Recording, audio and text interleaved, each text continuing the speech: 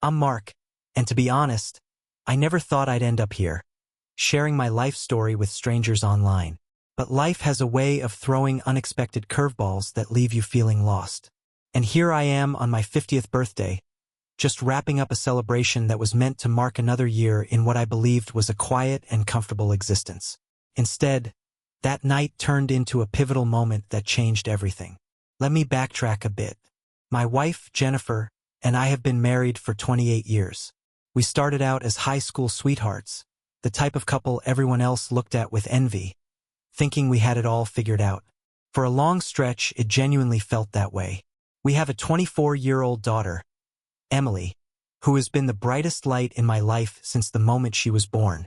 Jennifer and Emily are practically inseparable, like two peas in a pod, both with the same blonde hair and sharp humor. As I would later learn, they also seem to share a taste in men. Emily has been a dedicated tennis player since she first picked up a racket, and she's had the same coach, Ryan, for years. He's an alright guy, I guess. I never really thought much about him coming over for lessons every week while Emily was in high school. So, when he showed up at my birthday party, I thought nothing of it. He felt like family, always sharing drinks with us after practice and chatting with Jennifer about Emily's progress. What could possibly be out of the ordinary? Turns out, everything. That night, the house buzzed with guests. Neighbors, friends, even a couple of my old coworkers. I was making small talk and mingling while Jennifer and Emily busied themselves in the kitchen preparing the food. After a while, I realized I hadn't seen much of them, so I decided to check in. And that's when it happened. I swear I wasn't trying to snoop. I was simply heading in to grab another beer when I overheard their whispers. It was Emily's voice that caught my attention first. "Thanks, Mom, for letting me have him too. I don't know what I'd do without Ryan." I froze in place. My mind was racing, struggling to process what I had just heard. But then I heard Jennifer's voice, as calm as ever. "Just don't get too attached. He's only good for one thing. Don't start thinking about something serious. That's for me." At that moment, I felt as though the ground had been pulled from beneath my feet. The realization that my wife and daughter were sharing the same man hit me like a freight train. It was one of those moments when reality feels utterly impossible to grasp. I stood there in the hallway, trying to convince myself that it was just a bad dream or perhaps a result of too many drinks. But deep down, I knew the truth. My pulse was pounding in my ears, and my heart was racing. Here's the thing. I didn't storm into the kitchen right then. No, instead, I did something I'm still torn about, whether it was brave or cowardly. I backed away from the house, headed straight to the backyard, and confronted Ryan. That's when I decided to let my fists do the talking. Normally, I'm not a violent guy. I've never been in a fight before. But when I saw Ryan standing there, laughing with a couple of my friends as if everything was perfectly normal, something inside me snapped. I could still hear the echoes of Jennifer and Emily's voices in my head, discussing him like he was just a piece of candy to share. That image, that betrayal, ignited a fury in me that erupted almost instantly. I strode right up to Ryan, struggling to maintain my composure, and without saying a word, I swung. I've never experienced anything as satisfying as feeling his nose crunch beneath my fist. The entire party fell into stunned silence. Conversations halted mid-sentence, drinks froze mid-air, and everyone stared at me as if I had completely lost my mind. Ryan staggered back, blood streaming down his face, hands instinctively flying to his nose in shock. I could hardly believe it myself. But I didn't stop there. I grabbed the front of his shirt and slammed him back against the patio table, sending drinks flying and appetizers scattering. "You thought I wouldn't find out?" I shouted, my voice shaking with a mix of rage and disbelief. "You thought I wouldn't realize you've been sleeping with not just my wife, but my daughter too?" This is where things really spiraled out of control. In the chaos, Jennifer and Emily rushed out of the kitchen. Jennifer wore that wide-eyed, deer-in-the-headlights expression, like she was about to be caught, yet still believed she could talk her way out of it. Emily stood there, pale and silent, like a child caught with her hand in the cookie jar. "What the hell is wrong with you, Mark?"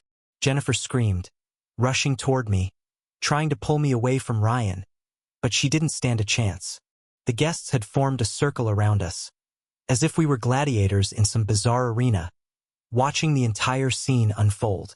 "What's wrong with me?" I yelled, shoving Ryan again for emphasis, watching him wipe the blood from his face with his sleeve. "What the hell is wrong with you, Jennifer? You've been sleeping with this guy behind my back, and you let Emily get involved too." I braced myself for her denial, expecting her to cover her tracks. But what she said next, while not entirely surprising, hit me like a slap to the face. "Mark, calm down. You're overreacting," she snapped, her voice rising to a high-pitched shriek, as if she had any right to be upset. "This isn't what you think it is. You're just misunderstanding the situation." Misunderstanding? I scanned the room, half expecting someone to break the tension with a laugh and reveal this was all some elaborate joke. But silence hung heavy in the air.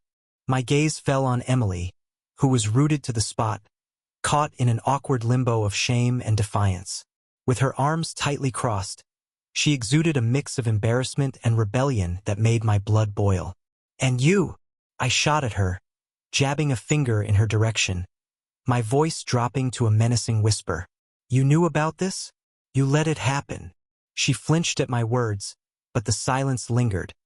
She just shifted her weight, clearly wishing she could vanish into thin air. "Dad, she began, but Jennifer stepped in front of her, creating a wall between us.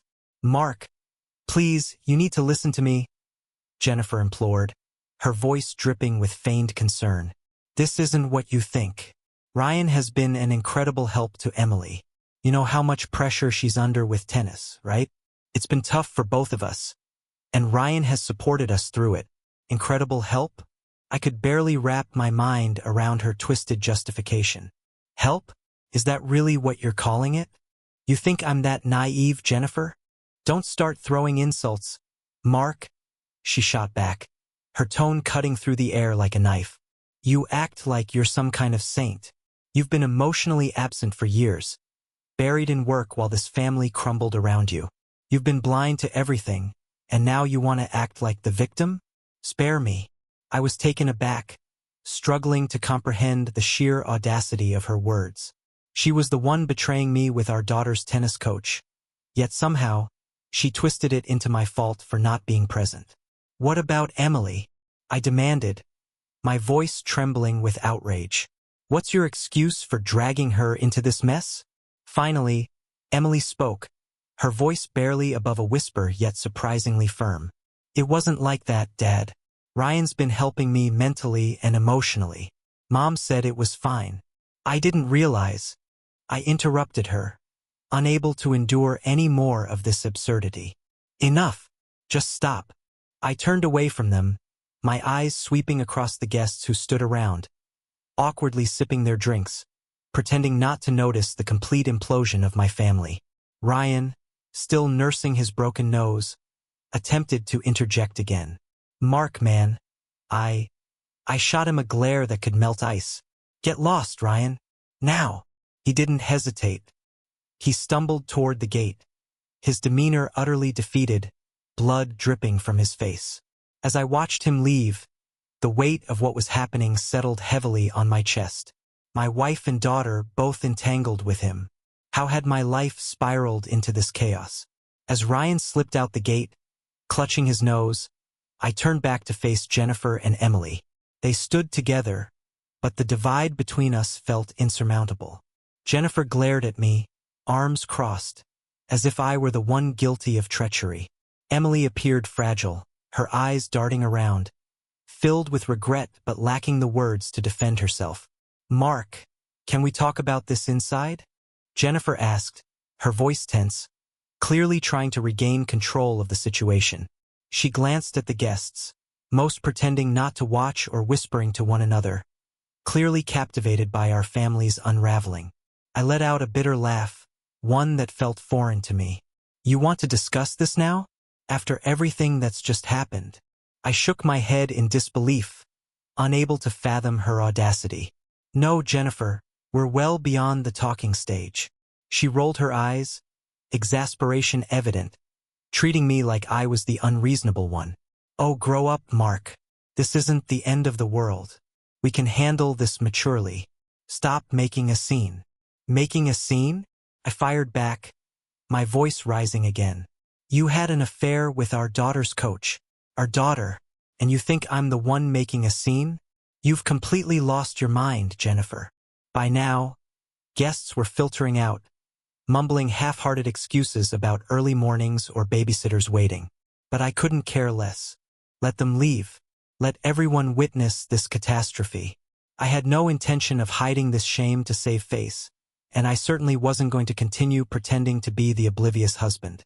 I turned my gaze back to Emily, desperately wishing she would say something, anything, to help me make sense of this nightmare.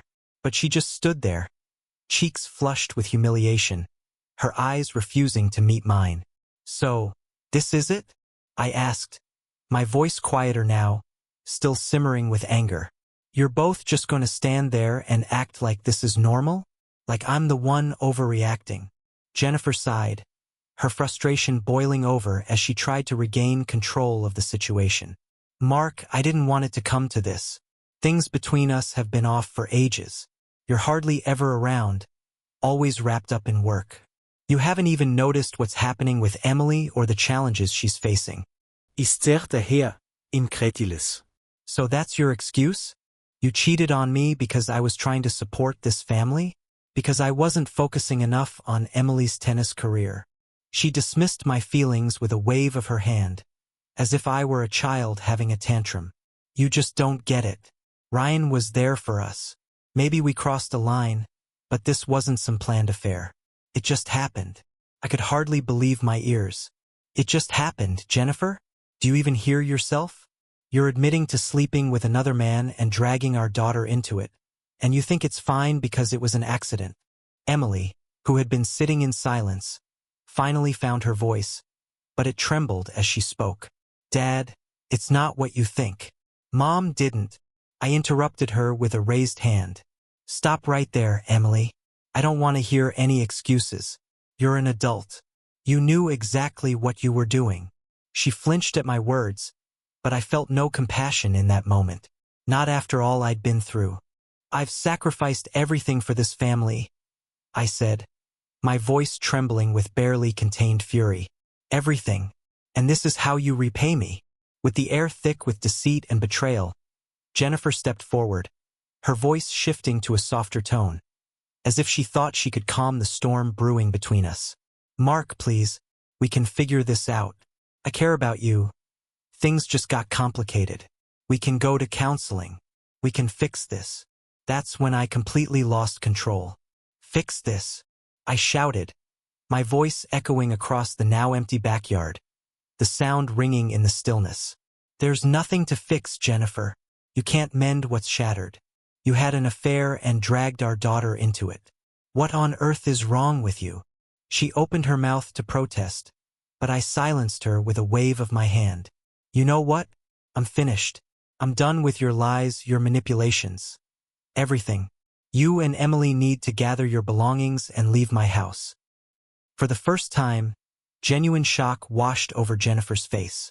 Mark, you can't be serious. Where are we supposed to go? I don't care, I replied, my voice steady and unyielding. Go crash with Ryan for all I care. But you're not staying here, not after what you've done. Emily's expression crumbled, her eyes brimming with tears, while Jennifer stood there, her gaze sharpening as the reality of my words hit her. I was serious. This was really happening. Fine, she snapped, her tone icy and cutting. If that's how you want to play it, then fine. We'll leave. But don't you dare think this is over. You're not the only one with a say in this marriage. I didn't dignify her with a response. I simply turned my back and walked back inside the house, my heart racing and my mind a chaotic whirlwind. Part of me was still reeling, trying to grasp the reality that my wife and daughter, my family, had betrayed me so deeply. But another part of me felt an unexpected wave of relief, because I was finally done. Done with the deception. Done with pretending everything was fine when it wasn't.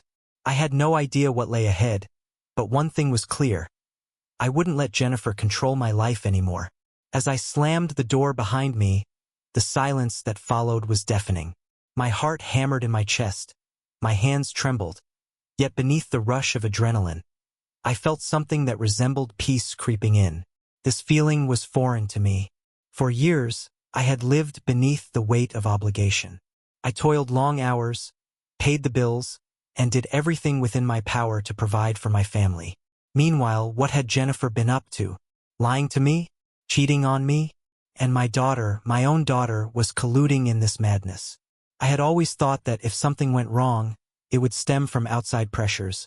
Financial struggles, health crises, never this. Never from the very people I loved wielding the knife against me. I could hear them outside, still whispering, likely plotting their next move. Honestly, I couldn't care less about their plans. Jennifer could weave her web of lies elsewhere. She had certainly perfected the art. What hurt the most was the realization about Emily. My little girl, the one I had cheered for at every tennis match and school event, was now just as entangled in this catastrophe as her mother. I had always believed we shared a close bond. Sure, she had distanced herself a bit during her teenage years, but wasn't that a normal part of growing up? Now, I couldn't help but wonder if I had missed something significant. Had I been so absorbed in my work that I failed to notice my own daughter slipping away? I sank down onto the couch, desperately trying to piece it all together. My phone buzzed on the coffee table, and for a fleeting moment, I considered ignoring it. But then I noticed it was Jennifer's mom. Fantastic. She likely already knew about the chaos unfolding.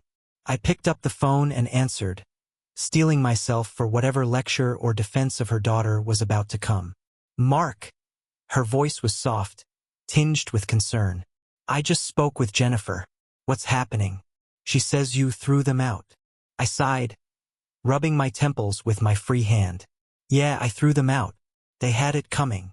A long pause lingered on the other end. Mark, are you sure this is the right decision? I know Jennifer's made mistakes, but kicking her and Emily out of their home. Mistakes. I nearly scoffed, incredulous. Diane. She's been sleeping with Emily's tennis coach, and now it seems Emily is involved too. What the hell do you expect me to do with that? The silence stretched on, and for a moment, I feared she had hung up. Finally, she spoke, her voice quiet. Mark, I don't know what to say. Yeah, well, neither do I. But one thing is clear. I'm finished with this. Are you really going to go through with this? She asked, her voice quivering. Divorce? Kicking them out. I sank back into the couch, my gaze fixed on the ceiling, feeling the weight of the world pressing down on me. Laura, I don't see any other way out of this. Trusting Jennifer is out of the question. And Emily? My voice faltered, overwhelmed by a wave of uncertainty. I don't even recognize who she is right now. Mark, please don't rush into something you'll regret. I know this is devastating. God, I can't even fathom what you must be feeling, but maybe with a little time things could change. Perhaps it's not as hopeless as it appears. I shook my head vigorously, even though she couldn't see me. It's worse, Laura. So much worse than you think. I don't believe there's anything left to save. We fell into an uncomfortable silence, both grappling with the enormity of the situation. Laura, bless her heart, was likely brainstorming ways to mend this wreckage, but it wasn't her burden to carry. Finally, she spoke again, her voice gentle but firm. If they need somewhere to stay, I hope you won't object. I can't bear the thought of them being out on the street, especially not now. I let out a long, weary sigh. They're your family. You do what you think is right, but don't expect me to change my stance. After ending the call, a profound exhaustion swept over me, as if every ounce of fight had drained from my body. I remained there, staring blankly at the wall, trying to visualize what my life would look like now. No wife, no daughter, just a house that suddenly felt cavernous and empty. Moments later, I heard the front door creak open. Jennifer and Emily were coming back inside, but this time an unsettling quiet hung in the air. They moved with a kind of hesitance, almost as if they were trying not to wake a sleeping giant. I watched them ascend the stairs, likely to gather their belongings. For a brief second, I thought about stopping them, maybe even retracting my ultimatum. Let them stay. Pretend we could somehow patch this up. But then the memory of their voices in the kitchen came flooding back, casually discussing sharing a man as if he were merely a trinket.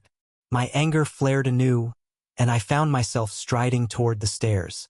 At the bottom stood Jennifer, suitcase in hand, her face drawn and haggard. Emily followed closely behind, gripping a duffel bag, her eyes red and puffy, avoiding my gaze. "You both better be gone by the time I return," I stated, my voice firm and unyielding. Jennifer halted at the bottom of the stairs, looking up at me with a mixture of disbelief and pity. "You're really going to do this?" "I am," I affirmed, my jaw set tightly. She let out a heavy sigh, shaking her head in disbelief. "You're going to regret this, Mark. Just wait and see. You're throwing away your family for nothing." "For nothing," I retorted, my voice rising with incredulity. "I'm not throwing away my family. You already did that." She fell silent, brushing past me as Emily followed suit, heading for the door. I heard the soft click of the door closing behind them, and suddenly, I found myself alone in a house that had felt like a home just hours earlier. The silence that enveloped me was suffocating. After Jennifer and Emily left, the quiet settled in like a heavy fog. I could hear every creak of the floorboards, every gust of wind rattling the windows.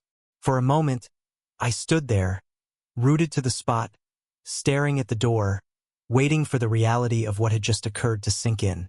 When it finally hit me, it felt like a punch to the gut. I was utterly alone, completely, irrevocably alone.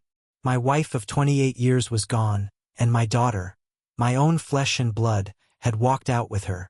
The house that had once echoed with laughter during family dinners and the joyful sounds of Emily's tennis practice now felt desolate, lifeless, and cold.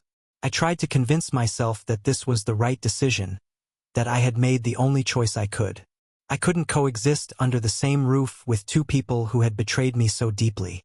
But as I stood there, doubt began to creep in. Had I acted too rashly? Could I have approached this differently? Was this really a mistake? Opening the fridge, I grabbed a beer and sank into a chair at the kitchen table, desperately seeking some semblance of calm amid the storm brewing inside me. The cold glass felt grounding in my hands, a solid object to hold onto when everything else felt so unreal. I took a long swig, but the beer did little to ease the pain that pressed in on me from all sides. My thoughts drifted back to that moment earlier in the day when I had stumbled into the kitchen and overheard the hushed conversation between Jennifer and Emily. The shock of their words, the realization that everything I believed to be true was a lie. It replayed in my mind, slow and agonizing. I couldn't shake the haunting image of Emily, my little girl, laughing with her mother about sharing Ryan as if it were the most natural thing in the world. The two women I had loved most had conspired against me, treating me like some naive fool. The pain was beyond anything I could articulate. I leaned back in my chair, staring at the ceiling, pondering where it had all gone wrong. Jennifer and I hadn't had a flawless marriage, sure, but who does? We had navigated our share of ups and downs like any couple. I had worked long hours, and maybe I hadn't been as present as I should have been, but I thought we were solid. I believed we were partners, that we shared something real. But now, in this moment of reflection, I could see the cracks that had been forming over the years. The subtle signs I had ignored, convincing myself that my marriage was as sturdy as I had imagined. I thought of Emily, too. She had always been my little girl, someone who looked up to me. Yet in recent years, she had become distant and secretive. I had chalked it up to normal teenage rebellion, her quest for independence. I never imagined she would become part of something so damaging. I never thought she would betray me like her mother had. As I sat there, the anger that had fueled my earlier decisions began to ebb away, leaving behind a profound sadness that seeped into my very bones. It was the kind of sorrow that washes over you when you realize your entire life has been built on a foundation that has crumbled to dust. The kind of sadness that makes you question whether you'll ever be able to rebuild. I had no idea how to cope with that overwhelming feeling. After a while, I rose from the table and aimlessly wandered around the house. It was still decorated with remnants from the party. Balloons tied to chairs, empty glasses scattered across the counter, remnants of cake lingering on the table. The sight struck me as cruelly ironic, mocking the joyful memories now eclipsed by betrayal. My birthday party, a milestone marking half a century, had spiraled into the night I lost everything that mattered. As I roamed into the living room, my eyes fell on a picture frame that lay shattered on the floor. Just a few days prior, I had noticed the cracked glass but hadn't found the motivation to fix it. I picked it up, examining the photo inside. A snapshot of me, Jennifer, and Emily from a long-ago vacation. In it, we were radiant, carefree, the very definition of a happy family. Cradling the broken frame, a heavy ache settled in my chest. Was that happiness ever genuine, or was it merely a facade? I contemplated calling someone. Maybe a close friend or my sister, but the thought of recounting my humiliation felt insurmountable. How do you even begin to explain that your life has unraveled in the most grotesque way imaginable? How do you voice the reality that the family you've spent decades nurturing has disintegrated before your eyes? So I did nothing. I sat alone in the dimly lit house, the weight of despair pressing down on me like a suffocating shroud. Just when I thought about retreating to my bedroom, the front door swung open with a jarring creak. Jennifer stormed in, her face flushed with indignation, and Emily followed closely, her eyes puffy and red from crying. "We need to talk," Jennifer snapped, her voice sharp and accusing. "You can't just throw us out like that, Mark. This is our home, too." I stared at her, incredulous. Was she really this brazen? Slowly, I rose to my feet, crossing my arms over my chest as the tension in the room escalated. "Jennifer, you have no right to dictate what happens in my own home. Not after everything you've done." She stepped closer, her eyes narrowing defiantly. "Oh, don't pretend to be the innocent victim here, Mark. You're not without blame. You've been so consumed by your work that you've barely acknowledged either me or Emily. Do you really think that doesn't have consequences?" I could hardly believe her audacity. "So now this is my fault? You cheated on me, Jennifer. You dragged our daughter into this mess. And you think you can just deflect all the blame onto me? Don't twist this around." She shot back, her voice heated. "I'm not condoning what happened, but maybe if you had been more engaged, this wouldn't have spiraled out of control." Anger surged through me, boiling over like a pot left too long on the stove. "You're unbelievable. You and Emily have been lying to me for God knows how long, and now you want to make this about my failures? No. I refuse to let you flip the script." She mirrored my stance, crossing her arms defiantly. "You can kick us out all you want, Mark, but mark my words, we'll see what happens when the lawyers get involved. I'm not going to let you discard us like yesterday's trash." Emily stood silently behind her, tears streaming down her cheeks, but she remained mute, her gaze locked on the floor. Those once innocent eyes, filled with love, now reflected a world of sorrow that made my heart ache. I clenched my fists, struggling to keep my voice steady.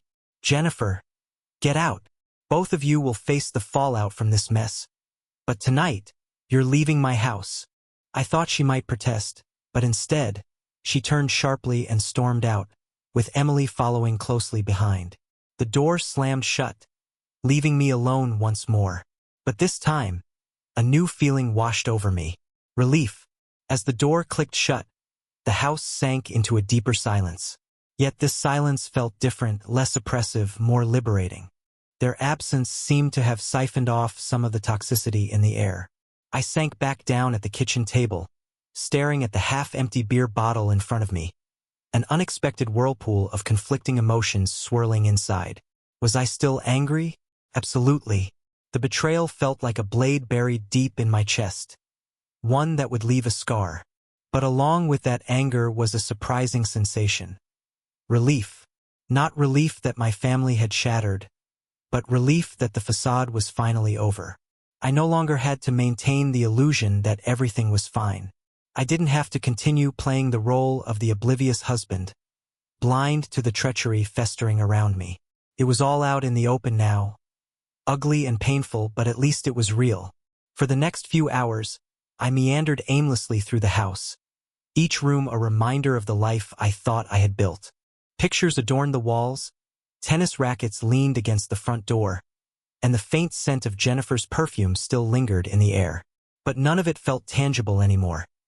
It all seemed like props in a grand production, a stage set for a life that had never truly existed. I knew I had to devise a plan.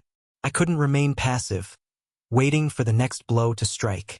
Jennifer had made it abundantly clear she wouldn't go quietly, and I had no doubt she'd be reaching out to a lawyer first thing in the morning.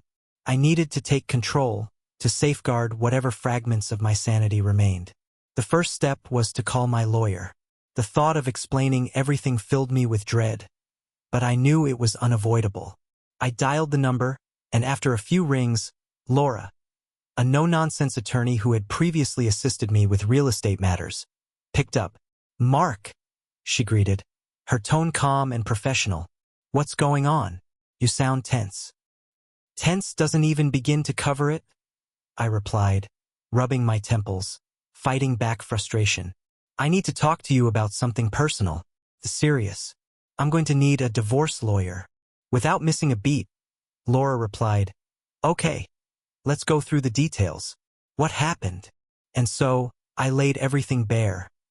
The affair, the shocking involvement of my daughter, the explosive confrontation at the party. Each detail poured out like a wound reopened, my voice strained and raw, every word a painful reminder of the betrayal I was struggling to comprehend. Laura was silent for a moment, allowing my revelations to settle in. "Mark, I'm truly sorry you're facing this. I can only imagine how difficult this must be.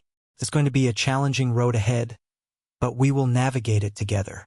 First, we need to sort out your finances. Do you have any documentation, text messages, emails, anything that could help us build a case?" I shook my head, a wave of frustration washing over me. "No, I overheard their conversation, but I don't have any concrete proof." "That's all right," she reassured me, her voice steady. "We'll work with what we have for now. Just keep a low profile and avoid any unnecessary confrontations with Jennifer. I'll start the paperwork and get back to you once I have everything in order." After we hung up, a flicker of control ignited within me. While I hadn't repaired the gaping wound in my life, at least I had a plan. An initial step toward navigating the wreckage left in the wake of their betrayal.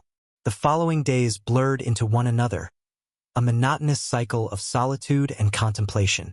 Jennifer and Emily moved in with her parents, and that suited me just fine. I wasn't ready to face either of them. I needed space to gather my thoughts. My lawyer worked efficiently, and within a week, I had the divorce papers ready for signatures. I knew Jennifer wouldn't make this easy, but at least I was taking the first steps toward reclaiming my life from this chaos. What hit me hardest during those long, quiet moments wasn't just Jennifer's absence. It was the profound void left by Emily. A relentless feeling of failure gnawed at my insides. I had raised her to be intelligent, strong, and independent, yet I had overlooked the signs that she was slipping away. I hadn't recognized how deeply she had become tangled in her mother's toxic web. Now, it felt as if she was lost to me, not just physically, but emotionally. I was at a loss, unsure of how to reach her. I often thought about calling Emily, yearning to mend the rift that had grown between us.